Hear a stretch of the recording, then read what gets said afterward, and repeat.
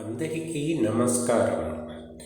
భోజన శుద్ధి అనే అంశాన్ని గురించి వివరించుకుందాం.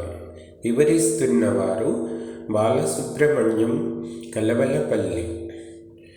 మానవ భోజనానికి 3 రకాల దోషాలు అంటుతాయని మన పెద్దలు చెప్తారు. అవి 1 జాతి దోషం, 2 ఆశ్రయ దోషం, 3 నిమిత్త దోషం.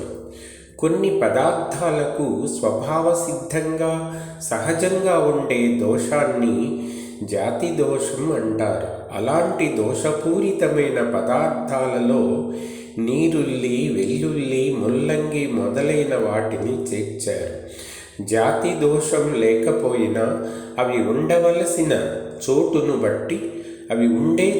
బట్టి కొన్ని పదార్థాలకు స్థాన దోషం కలుగుతుంది. పరిశుభ్రమైన పాలను మద్యం దుకాణంలో కానీ రాగి పాత్రలో కానీ ఉంచితే వాటికి స్థాన దోషం అంటుతుంది.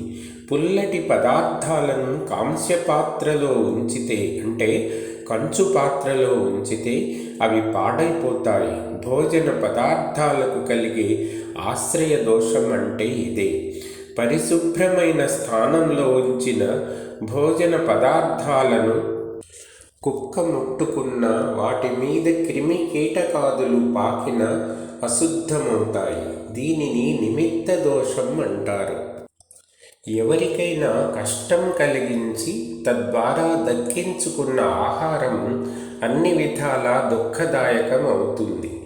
ఆహారం తయారు చేసే సమయంలో మనసు క్రోధం, ఈర్ష్య, ద్వేషాలతో నిండి ఉన్న ఎవరినైనా కటువైన మాటలతో బాధ పెడుతూ వంట చేసిన అలాంటి భోజనం ఎట్టి పరిస్థితులలోనూ రుచిగా ఉండదు. అందుకే భగవంతునికి సంబంధించిన భజన పాటలు పాడుతూ వంట చేయాలి. తూర్పు ముఖంగా కూర్చొని భోజనం చేయాలి. పశ్చిమ దక్షిణ దిక్కులకు ఎదురుగా కూర్చొని భోజనం చేయకూడదు. తల్లిదండ్రులు జీవించి ఉన్నవారు దక్షిణ వైపు ముఖముండేట్లు కూర్చొని భుజించకూడదు.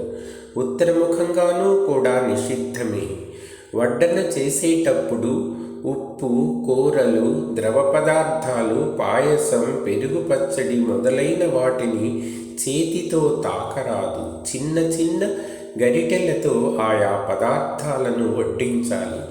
ఉప్పును అసలు చేత్తో తాకి వడ్డించకూడదు. చేత్తో ఉప్పును పట్టుకొని వేరొకరికి చేతిలోకి వేయకూడదు.